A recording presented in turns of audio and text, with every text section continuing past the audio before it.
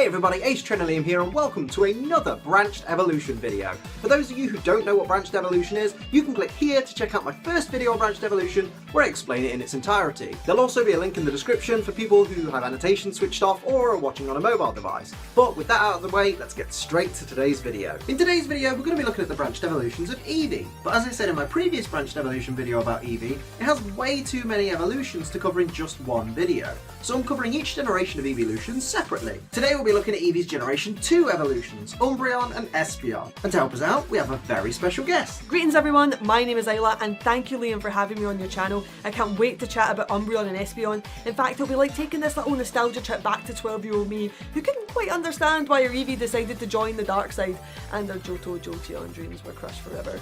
Regardless, I'm a huge fan of the Branched Evolution series and I'm excited to get started. It's awesome to have you with us, Isla. Now let's take a look at how Eevee evolved into each of these Pokemon. The evolutions introduced in Generation 2 were both obtainable by leveling up your Eevee with high friendship. If this happens during the day, which currently in Generation 6 is between 4 AM and 7:59 PM, you'll be rewarded with Espeon. If Eevee has high happiness and levels up at night, which of course is currently between 8 PM and 3:59 AM, it will evolve into Umbreon. Let's see what the Pokédex has to say about each of these evolutions. Umbreon is the Moonlight Pokemon.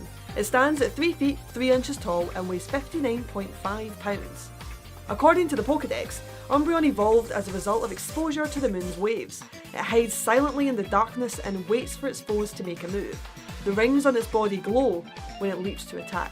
Espeon is the Sun Pokemon. It's 2 feet 11 inches tall and weighs 58.4 pounds. Its Pokédex entry states, Espeon is extremely loyal to any trainer it considers to be worthy. It is said that this Pokemon developed its precognitive powers to protect its trainer from harm.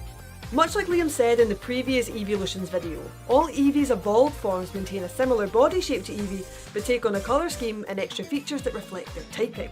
In this case, Espeon is given lilac fur, a colour which is often associated with psychic Pokemon, and Umbreon, being a dark type, is dark, obviously. Similarly, the shiny forms of these Pokemon are no more similar to Eevee than their normal forms. Now, what level should we be looking to evolve Eevee, Liam, if we're going to go for Umbreon or Espeon?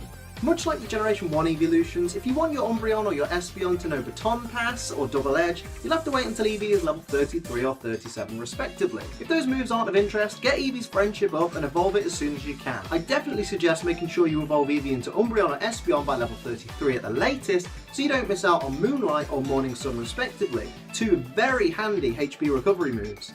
As all known evolutions are single types, their weaknesses and resistances are very straightforward. As a psychic type, Espeon is weak to bug, ghost and dark type moves and resists fighting and psychic. And as a dark type, Umbreon is weak to bug, fighting and fairy, resists ghost, dark and is completely immune to psychic type attacks. Now it's time to check out the stats and abilities of these Pokemon. What's Espeon got going for it, Isla? Espeon is quite the special attacking powerhouse, boasting the highest base special attack of all evolutions, a trait it shares with Glaceon. It's also pretty nippy, in fact it's the second fastest evolution after Jolteon.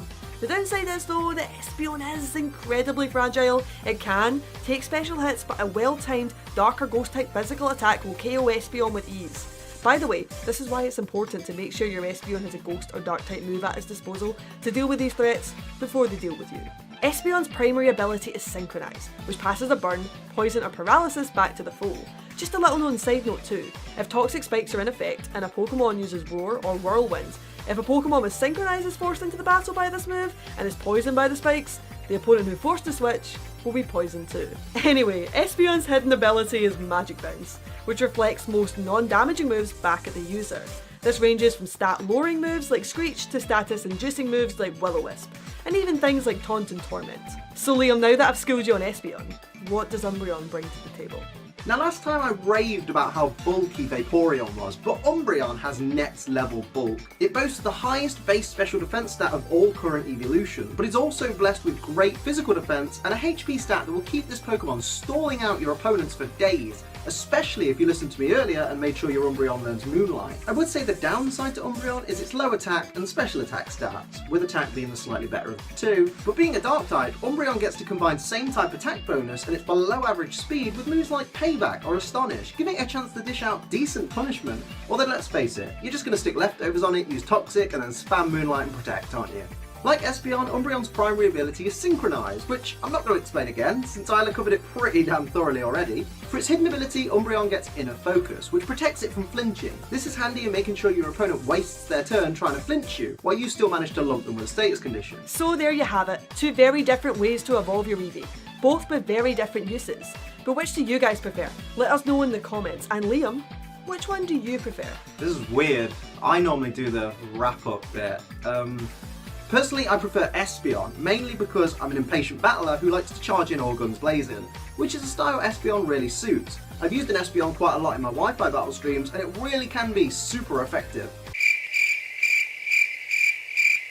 I'm going to hell for that pun. But what about you, Isla? Which do you prefer? Let's hope everyone isn't immune to that fun, Liam. Oh god, I'm going to be joining you in hell. Back to the evolutions at hand though, I have to say Umbreon. I have a certain affinity to Dark-type Pokemon in general, and I love playing the long game. Give me that Confuse Ray, throw a little bit of Taunt and Payback in there, and you are golden. Also, look at it. I mean, just look at it. It is so goddamn cool. Thanks everybody for watching, I really hope you enjoyed the video. Thanks so much to Isla for joining me today, it's been absolutely loads of fun. Be sure to go and check out the collaboration that we did on her channel, and of course subscribe while you're over there, show her loads of love, she's an awesome editor, and really, her talent needs to be seen. I've subscribed to her myself, and I haven't regretted it since. And of course, while you're here, feel free to subscribe to me as I upload videos every single day. But until next time guys, I'm Ace Trenillium, keep on training.